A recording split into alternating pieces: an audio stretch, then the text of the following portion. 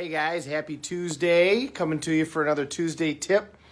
So I got some questions regarding buying a house on contract as opposed to a contract to purchase. So I thought I'd talk a little bit about just kind of a basic house closing.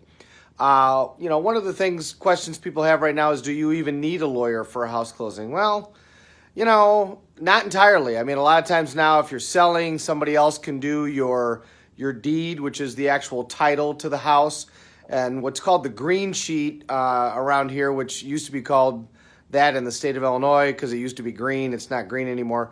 It just shows your county and state property taxes. So not too many people really use a lawyer for purchasing a house now. You can if you want that extra security, but it's not, really necessarily required. So what is buying a house on contract or an agreement for deed? Now, these terms get really confusing because they get interchangeable, because you'll hear about an agreement for deed or buying a house on contract, but then again, you'll also, when you go buy a house, it'll say a contract to purchase, or they might even call it an agreement for deed.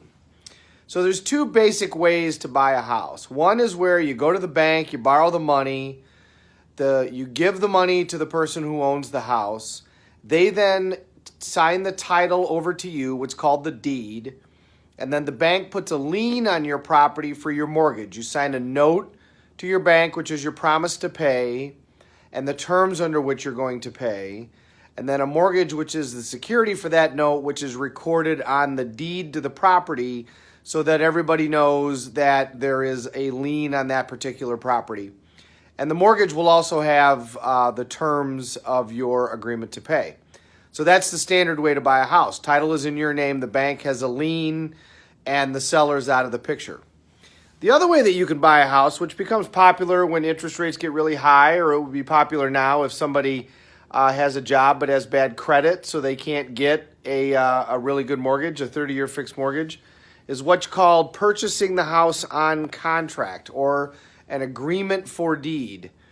Think rent to own, because that's basically what it is. You sign a contract where you're going to pay an amount of money over time, monthly, and under the terms of that contract, the owner will turn the deed of the property over to you when you finish paying under the terms of that contract. Hence, agreement for deed. It's an agreement that you're going to get a deed down the road. Now, like I said, once in a while, you'll see that called a contract to purchase, and yet the other type of real estate transaction, the contract you entered into, can also be called a contract to purchase. So they get confusing. But a purchase on contract or agreement for deed should be the one where the homeowner still has title. You then make payments over time. You need to record that agreement for deed just like the bank does the mortgage. So in the first instance, the person paying has title to the property. They're paying the bank, and the bank has a lien on the property. In the second instance, the seller stays the homeowner, title stays in the seller's name, the buyer pays the seller, and then the buyer's agreement for deed becomes a lien on the property. So the buyer liens the property like the bank would, saying, I have an interest in this property, I've been making payments on this property, and I have the right to purchase this property. So that's the difference between the two things. One title passes and one title doesn't. Now, title insurance, closing, that type of stuff. When you purchase a house, if you use a bank, the bank is going to require you to purchase title insurance and an owner's policy. Usually the seller provides the title insurance and the buyer provides the owner's policy. Not necessarily always that way, but usually it's that way. What title insurance is lawyers used to go, when you record a deed, you record it at the recorder's office. I'm pointing upstairs because the recorder's office in my county is in the floor above me. And attorneys used to go and they used to look through the abstract. They used to create a string of deeds going back to the beginning of the country. And then the attorney would sign an affidavit saying that, in fact, the person who owns this property has good title for it.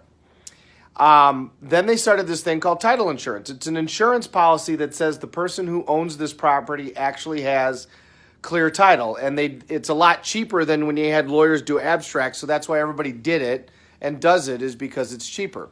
So you go get title insurance, which says that you own the property, and it'll show the liens on the property. If there's a mortgage, it'll show that. If you owe taxes, it'll show that. If there's some other lien, it'll show that.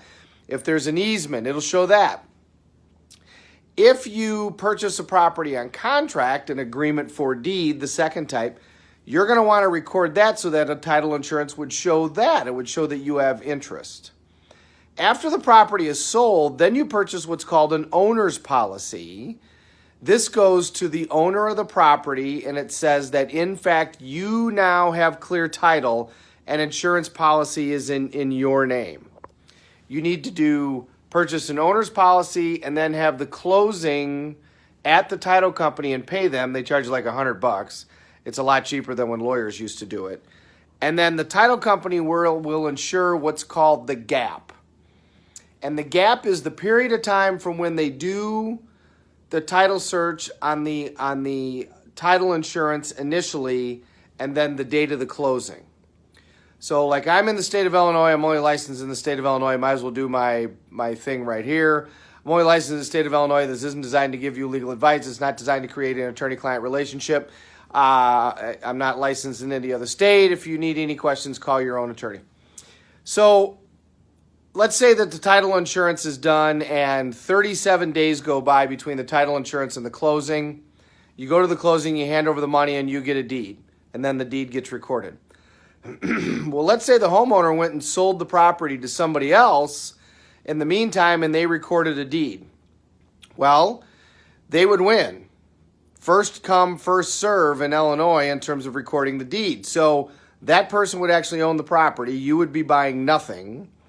And you would have to turn around and sue the homeowner, prior homeowner, for committing fraud when they sold you the property. Well, what if they don't have any money? What if they've skipped town? I mean, that can become problematic. So if you do the closing at a title company and you pay them the $100, $150, whatever they charge you to do the closing, and you buy the owner's policy, they will insure that gap, that there hasn't been any other sale or lien or loan against the property during that period of time. And that's very important because during that period of time, something could have happened with regards to the title on the property. And if that did happen, then you could be buying nothing. So it's money really well spent.